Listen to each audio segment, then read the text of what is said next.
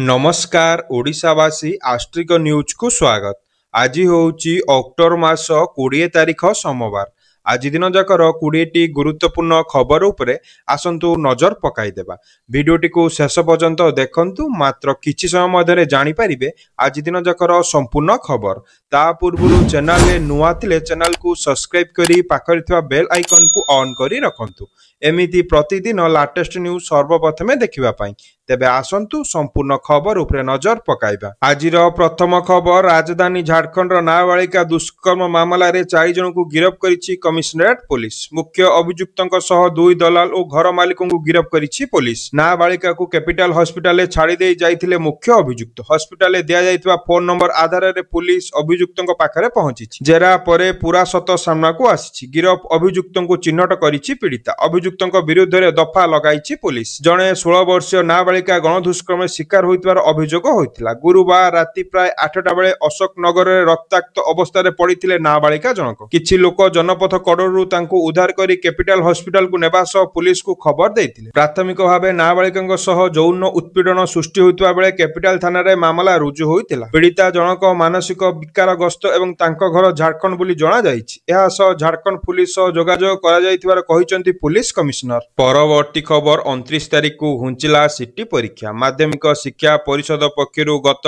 13 तारिख रु राज्यव्यापी सिटी परीक्षा बा डिप्लोमा इन एलिमेंटरी एजुकेशन बा डीएलईडी परीक्षा चलीछि। हेले दीपावली पई आसंता 20 तारिख को राज्य सरकार छुट्टी घोषणा करिवा परे 20 तारिख दिन हेबाकु थिबा परीक्षा को 29 तारिख को घुंचाई दिया जाइछि। तारिख घुंचितिले मध्य परीक्षा समय कोनोसी परिवर्तन होई नाही बोली बोर्ड पक्षरु कुहा जाइछि। बोर्ड पक्षरु डीएलईडी रो प्रथम और द्वितीय वर्षर छात्र छात्रींकर परीक्षा गत 13 तारिख रु आरंभ होइछि। आसंता 20 तारिख रे प्रथम वर्षर छात्र छात्रींकर मातृभाषा परीक्षा हेबा पई धार्य होइतिला। एहा को 29 तारिख को घुंचाई दिया जाइछि। परवर्ती खबर, राज्यव्यापी 471 टी नुआ पंचायत कार्यालय रो भित्ति प्रस्तर स्थापन करा जाइछि। अंतर्दय गृह योजना रे हिताधिकारी को प्रथम किस्ती प्रदान करिसेंती मुख्यमंत्री मोहन चरण माझी। एथि सह नूतन ग्राम पंचायत कार्यालय रो भित्ति प्रस्तर स्थापन करा जाइछि। मुख्यमंत्री सम्मेलनी कक्ष रे आयोजित कार्यक्रम रे केन्दुझर, कोरापुट एवं कंधमाल जिलार किछि हिताधिकारी माने जोग दैछंती। कलाहांडी और नुआपड़ा जिला व्यतीत आज 48,693 हिताधिकारी को प्रथम किस्ती अर्थ प्रदान करा जाइछि। प्रथम पर्याय 60,000 और द्वितीय पर्याय 50,000 हिताधिकारी को योजना रे शामिल करा जाइछि। आज तृतीय पर्याय 48,693 हिताधिकारी को प्रथम किस्तीर अर्थ प्रदान करिसेंती मुख्यमंत्री। परवर्ती खबर, भुवनेश्वर भली कटक रे भी बाण फुटा नै कटकणा। भुवनेश्वर भली कटक रे भी बाण फुटा पई 2 घंटा अनुमति प्रदान करा जाइछि। दीपावली रे राति 9टा परे कटक शहर रे आतशबाजी फुटा जाउथुवा लोकंक विरुद्ध रे कठोर कार्यानुष्ठान ग्रहण करिबाकू कमिशनरेट पुलिस चेतावनी दैछि। शहरवासी को केवल संध्या 7टा रु राति 9टा मध्य बाण फुटेबाकू अनुमति दिया जाइछि। एथि सह कालीपूजा मंडप एवं संवेदनशील अंचल रे पुलिस उपस्थिति को कड़ाकड़ी करा जिवो बोली कहिसंती कटक डीसीपी ऋषिकेश खिलार। सेही परी शहरवासी को निर्धारित समय एवं सुरक्षा निर्देशावली पालन करिबाकू अनुरोध करा जाइछि। लोकमाने पिलामानक ठारू दूर रे बाण रखिबा एवं केवल सुरक्षित खाली स्थान रे बाण फुटेबा उचित बोली परामर्श दिया जाइछि। तेबे एही निर्देशावली उल्लंघन करुथुवा लोकंक विरुद्ध रे उपयुक्त कार्यानुष्ठान ग्रहण करा जिवो बोली डीसीपी प्रकाश करिसंती। परवर्ती खबर, राजपथरु बेआईन जरिमाना आदाय। शाळक थिले रेंजर भिणेई राजपथरु बेआईन भाबे आदाय करुछंती जरिमाना। 60 नंबर जातीय राजपथ बालेश्वर बस्ता थाना राजघाट सुवर्णरेखा ब्रिज निकट रे बेआईन भाबे चलीछि जरिमाना आदाय।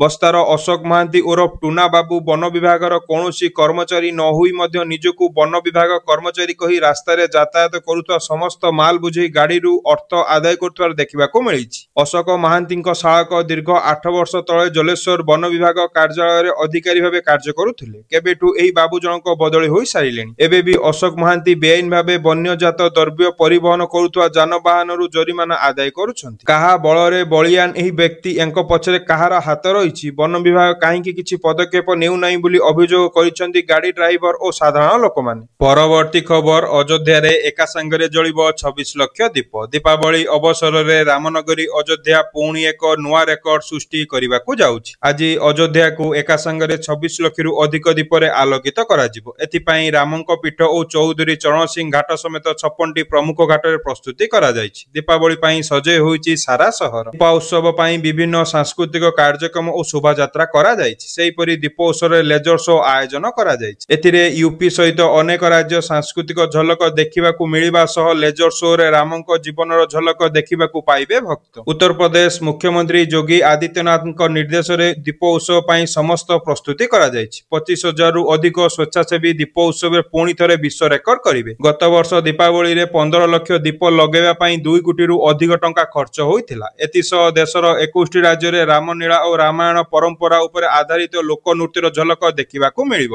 ପରବର୍ତ୍ତୀ ଖବର, ଖଣ୍ଡା ବୁଲାଇ ବନ୍ଧା ହେଲେ ଯୁବକ। ଖଣ୍ଡା ବୁଲାଇ ଓ ଧମକପୂର୍ଣ୍ଣ ଡାଇଲଗ କହି ଇନଷ୍ଟାଗ୍ରାମରେ ଭିଡିଓ ଅପଲୋଡ କରି ବନ୍ଧା ହେଲେ ଯୁବକ। ଗଞ୍ଜାମ ଦିଗପହଣ୍ଡି ଥାନା ବଡ଼ ଡୁମ୍ବୁଳା ଗାଁର ସୁଶାନ୍ତ ମହାକୁଡଙ୍କୁ ପୁଲିସ ଗିରଫ କରିଛି। ସୁଶାନ୍ତ ଏକ ଖଣ୍ଡା ଓ 3ଟି ମୁଣ୍ଡ ଧରି ଦିଗପହଣ୍ଡି ଥାନାକୁ ଆସିବେ। ଭିଡିଓ ଭଲ ଲାଗିଲେ କମେଣ୍ଟ କରିବ ବୋଲି ଅଭିନୟ କରି ଅପଲୋଡ କରିଥିଲେ। ଭାଇରାଲ ହେବା ପରେ ତାହା ପୁଲିସ ନଜରକୁ ଆସିଥିଲା। ପୁଲିସ ଗାଁରେ ପହଞ୍ଚି ସୁଶାନ୍ତଙ୍କୁ ଗିରଫ କରି କୋର୍ଟ ଚାଲାଣ କରିଛି। ପରବର୍ତ୍ତୀ ଖବର, ନୂଆଦିଲ୍ଲୀ ବାୟୁରେ ବଢୁଛି ବିଷ। ଦିଲ୍ଲୀ ଏନସିଆରରେ ବାୟୁ ପ୍ରଦୂଷଣ ସ୍ଥିତି ଚିନ୍ତାଜନକ ରୂପ ନେଇଛି। ରାଜଧାନୀରେ ସାଧାରଣ ଏୟାର କ୍ୱାଲିଟି ଇଣ୍ଡେକ୍ସ 286ରେ ପହଞ୍ଚିଛି, ଯାହା ଦୁର୍ବଳ ବର୍ଗରେ ପଡୁଛି। ଆନନ୍ଦ ବିହାରରେ 425 AQI ଅତି ଖରାପ ବର୍ଗରେ ପହଞ୍ଚିଛି। ଦିଲ୍ଲୀରେ ପୁଣି ବାଣ ଫୁଟାଇବା ଉପରେ କଟକଣା ଜାରି କରାଯାଇଛି। ଦୀପାବଳି ପୂର୍ବରୁ ବାୟୁ ଗୁଣବତ୍ତା ଗୁରୁତର ଆରମ୍ଭ ହୋଇଛି। ଖାଲି ସେତିକି ନୁହେଁ, ଦୀପାବଳି ପରେ ବାୟୁ ଗୁଣବତ୍ତା ଗୁରୁତର ସ୍ତରକୁ ଖସିବାର ଆଶଙ୍କା ରହିଛି। ଦିଲ୍ଲୀରେ ପ୍ରଶାସନ କଡା ନିୟମ ଲାଗୁ କରିବାକୁ ପ୍ରସ୍ତୁତ ହେଉଛି, ଆଉ ଜନସାଧାରଣଙ୍କୁ ସତର୍କ ରହିବାକୁ ଅନୁରୋଧ କରାଯାଇଛି। ସେପଟେ ସୁପ୍ରିମକୋର୍ଟ ଦିଲ୍ଲୀରେ 18ରୁ 21 ଅକ୍ଟୋବର ଧରି ସୀମିତ ସବୁଜ ବାଣ ବିକ୍ରି ଓ ବ୍ୟବହାରକୁ ଅନୁମତି ଦେଇଛନ୍ତି। ଫଳରେ ବାଣ ଦୋକାନୀ ଗୁଡ଼ିକରେ ପ୍ରବଳ ଭିଡ଼ ଦେଖିବାକୁ ମିଳିଛି। ତେବେ ପେଟ୍ରୋଲିଂ ଦଳ ଗଠନ କରି ନିୟମ ଉଲ୍ଲଂଘନ କରୁଥିବା ଦୋକାନୀଙ୍କ ଉପରେ ନଜର ରଖିଛି ପୋଲିସ।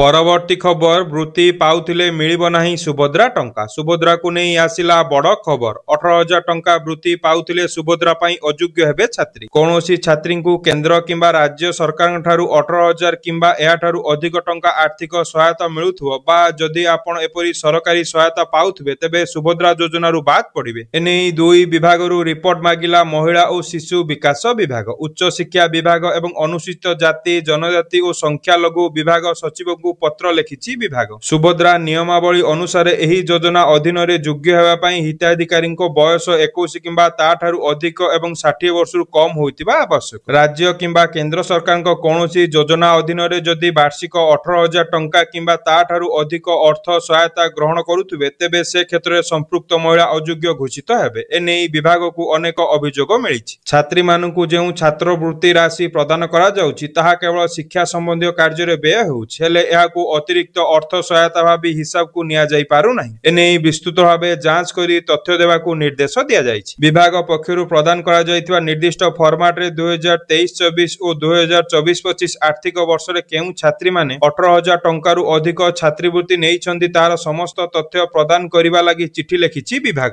ପରବର୍ତ୍ତୀ ଖବର, 21 ତାରିଖ ବେଳକୁ ସୃଷ୍ଟି ହୋଇପାରେ ଲଘୁଚାପ କ୍ଷେତ୍ର। ଏହା ପ୍ରଭାବରେ କିଛି ସ୍ଥାନରେ ବର୍ଷା ହେବ। ଗତ 24 ଘଣ୍ଟାରେ ରାଜ୍ୟରେ କାଁ ଭାଁ ସ୍ଥାନରେ ହାଲୁକାରୁ ମଧ୍ୟମ ଧରଣର ବର୍ଷା ରେକର୍ଡ କରାଯାଇଛି। ସର୍ବାଧିକ ବର୍ଷା ରେକର୍ଡ କରାଯାଇଛି ଗଞ୍ଜାମ ଜିଲ୍ଲାରେ। ବର୍ତ୍ତମାନ ଗୋଟିଏ ଘୂର୍ଣ୍ଣିବଳୟ ଦକ୍ଷିଣ ଆଣ୍ଡାମାନ ସାଗର ଓ ପାଖାପାଖି ଦକ୍ଷିଣ ପୂର୍ବ ବଙ୍ଗୋପସାଗରରେ ରହିଛି। ସମୁଦ୍ର ପତନ ଠାରୁ ଏହାର ଉଚ୍ଚତା 1.5 କିଲୋମିଟର ପର୍ଯ୍ୟନ୍ତ ରହିଛି। ଏହାର ପ୍ରଭାବରେ ଗୋଟିଏ ଲଘୁଚାପ କ୍ଷେତ୍ର ସୃଷ୍ଟି ହେବାର ସମ୍ଭାବନା ରହିଛି। ଦକ୍ଷିଣ ପୂର୍ବ ବଙ୍ଗୋପସାଗରରେ 21 ତାରିଖ ପାଖାପାଖି ଏହି ଲଘୁଚାପ କ୍ଷେତ୍ର ସୃଷ୍ଟି ହୋଇପାରେ। ଏହାର ପରବର୍ତ୍ତୀ 48 ଘଣ୍ଟା ମଧ୍ୟରେ ଏହା ପଶ୍ଚିମ ଉତ୍ତର ପଶ୍ଚିମ ଦିଗକୁ ଗତି କରିବା ସହ ଅଧିକ ଘନୀଭୂତ ହୋଇ ଏକ ଅବପାତରେ ପରିଣତ ହେବାର ସମ୍ଭାବନା ରହିଛି। ଏହା ଦକ୍ଷିଣ ବଙ୍ଗୋପସାଗରରେ କେନ୍ଦ୍ରୀୟ ଭାଗରେ ଏବଂ ତାର ପାଖାପାଖି ପଶ୍ଚିମ କେନ୍ଦ୍ରୀୟ ବଙ୍ଗୋପସାଗରରେ ପାଖାପାଖି ରହିବ। ତେବେ ଏହାର ପ୍ରଭାବ ଓଡ଼ିଶା ଉପରେ ବିଶେଷ ଭାବରେ ନାହିଁ। ଓଡ଼ିଶାରେ କାଁ ଭାଁ ଜାଗାରେ ବର୍ଷା ହେବାର ସମ୍ଭାବନା ରହିଛି। ଉପକୂଳ ଓ ଦକ୍ଷିଣ ଓଡ଼ିଶାରେ ଅଳ୍ପ କିଛି ଜାଗାରେ ବର୍ଷା ହୋଇପାରେ। ଆଗାମୀ 24 ଘଣ୍ଟା ପାଇଁ କିଛି ସ୍ଥାନରେ ହାଲୁକାରୁ ମଧ୍ୟମ ଧରଣର ବର୍ଷା ହୋଇପାରେ ବୋଲି ପାଣିପାଗ ବିଭାଗ ଅନୁମାନ କରିଛି। ପରବର୍ତ୍ତୀ ଖବର, ଧନ୍ତରାଶିରେ ବୋହି ନେଲେ ସୁନା ଓ ରୂପା ଅଳଙ୍କାର। ଧନ୍ତରାଶିରେ ରାଜ୍ୟରେ ଗ୍ରାହକମାନେ ପ୍ରାୟ 250 କୋଟି ଟଙ୍କାର ମୂଲ୍ୟର ସୁନା ଓ ରୂପା ଭଳି ମୂଲ୍ୟବାନ ଧାତୁରେ ପ୍ରସ୍ତୁତି ଗହଣା ଓ ଅନ୍ୟାନ୍ୟ ସାମଗ୍ରୀ କିଣିଛନ୍ତି। ବର୍ତ୍ତମାନର ସୁନାର ମୂଲ୍ୟକୁ ହିସାବକୁ ନେଲେ ଗତକାଲି ଗୋଟିଏ ଦିନରେ ରାଜ୍ୟରେ ପ୍ରାୟ 2.5 କୁଇଣ୍ଟାଲ ସୁନା ବିକ୍ରି ହୋଇଛି। ରାଜ୍ୟର ବିଭିନ୍ନ ସହରାଞ୍ଚଳ, ଛୋଟ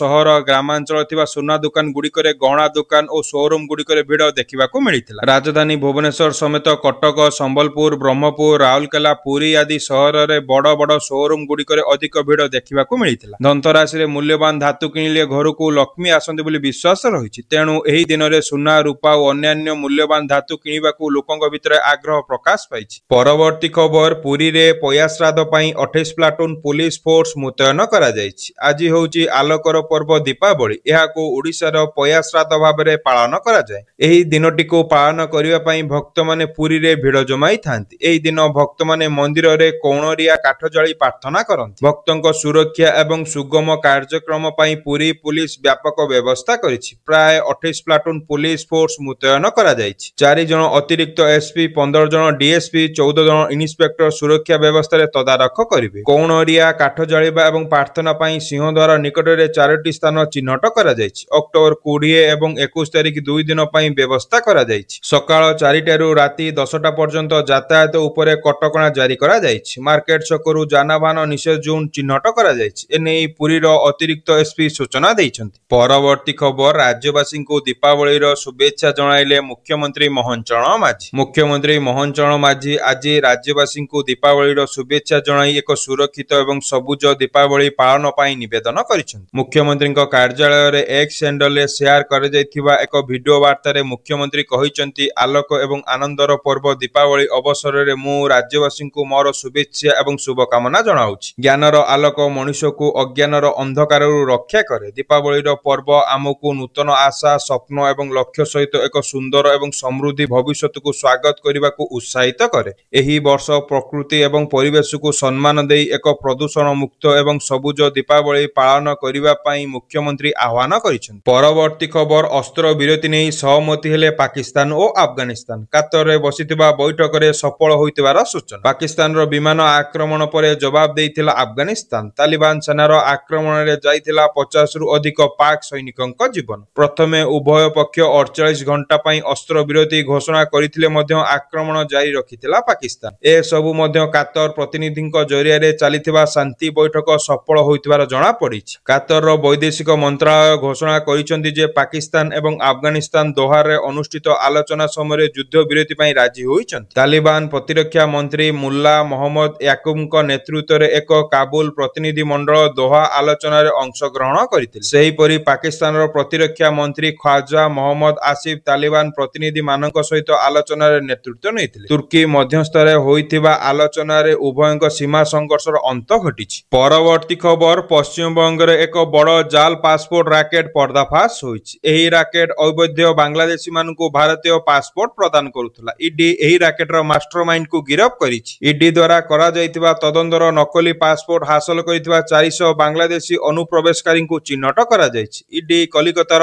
ଆଞ୍ଚଳିକ ପାସପୋର୍ଟ କାର୍ଯ୍ୟାଳୟରୁ ଏହି ସୂଚନା ସଂଗ୍ରହ କରିଛି। ପଶ୍ଚିମବଙ୍ଗର ନାଦିଆ ଜିଲ୍ଲାର ଚକଦାହା ସହରରେ ଏହି ନକଲି ଭାରତୀୟ ପାସପୋର୍ଟ ରାକେଟ ଚାଲୁଥିଲା। ଏହି ରାକେଟ ସହିତ ଜଡ଼ିତ ଜଣେ ପ୍ରମୁଖ ଅପରେଟରଙ୍କୁ ଇଡି ଗିରଫ କରିଛି। ଅଭିଯୁକ୍ତ ଇନ୍ଦୁ ଭୂଷଣ ବୋଲି ଚିହ୍ନଟ କରାଯାଇଛି। ସେ ପାକିସ୍ତାନ ନାଗରିକ ଆଜାଦ ମଲିକର ଜଣେ ସହଯୋଗୀ ମଧ୍ୟ ଥିଲେ, ଯାହାକୁ ଚଳିତ ବର୍ଷ ଆରମ୍ଭରେ ସମାନ ନକଲି ଭାରତୀୟ ପାସପୋର୍ଟ ରାକେଟ ସହିତ ଜଡ଼ିତ ମାମଲାରେ ଗିରଫ କରାଯାଇଥିଲା। ମଲିକ ମୂଳତଃ ଜଣେ ପାକିସ୍ତାନୀ ନାଗରିକ। ପୂର୍ବରୁ ନକଲି ଭାରତୀୟ ପରିଚୟପତ୍ର ବ୍ୟବହାର କରି ବାଂଲାଦେଶର ନାଗରିକ ହୋଇଥିଲେ। ସୂଚନା ଅନୁସାରେ ଏହି ରାକେଟ 400 ବାଂଲାଦେଶୀଙ୍କୁ ଭାରତୀୟ ପାସପୋର୍ଟ ପ୍ରଦାନ କରିଥିଲା ଓ ଏଥିପାଇଁ ପ୍ରାୟ 2 କୋଟି ଟଙ୍କାର ଅର୍ଥ କାରବାର ହୋଇଥିଲା। ପରବର୍ତ୍ତୀ ଖବର ଆସିଲା, ମାଳମାଳ ଅଭିଯୋଗ ଶୁଣି ତାଜୁବ ହେଲେ ମନ୍ତ୍ରୀ। ନିଶ୍ଚିତ କୋଇଲି ତହସିଲଦାରଙ୍କ ବିରୁଦ୍ଧରେ ମାଳମାଳ ଅଭିଯୋଗ ଶୁଣି ତାଜୁବ ହେଲେ ରାଜସ୍ୱ ମନ୍ତ୍ରୀ। ଆଜି ରାଜସ୍ୱ ମନ୍ତ୍ରୀ ନିଶ୍ଚିତ କୋଇଲି ବ୍ଲକ ଗସ୍ତ ସମୟରେ ଅନେକ ଲୋକ ଯିବା ବାଟରେ ତାଙ୍କୁ ଭେଟି ନିଶ୍ଚିତ କୋଇଲି ତହସିଲଦାରଙ୍କ ବିରୁଦ୍ଧରେ ଅଭିଯୋଗ ଆଣିଛନ୍ତି। ବିଭିନ୍ନ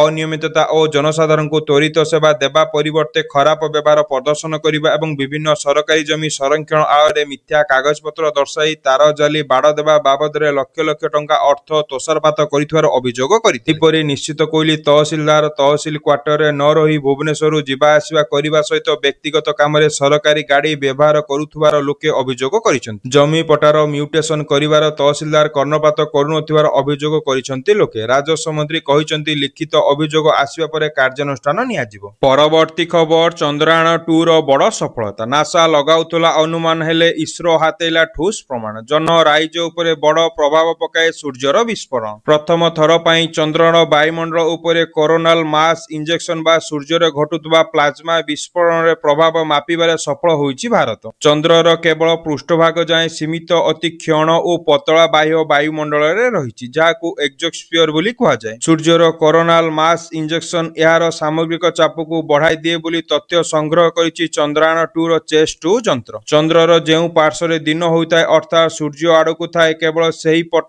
ଏକ୍ସୋସ୍ଫିୟର ପ୍ରଭାବିତ ହୋଇଥାଏ। 2024 ମେ 10 ରେ ଘଟିଥିବା କୋରୋନାଲ ମାସ୍ ଇଞ୍ଜେକ୍ସନ ବେଳେ ଏହି ପରୀକ୍ଷଣ ହୋଇଥିଲା। ତେବେ ଆଜି ଇସ୍ରୋ ପକ୍ଷରୁ ସୋସିଆଲ ମିଡିଆରେ ଏନେଇ ସୂଚନା ଦିଆଯାଇଛି।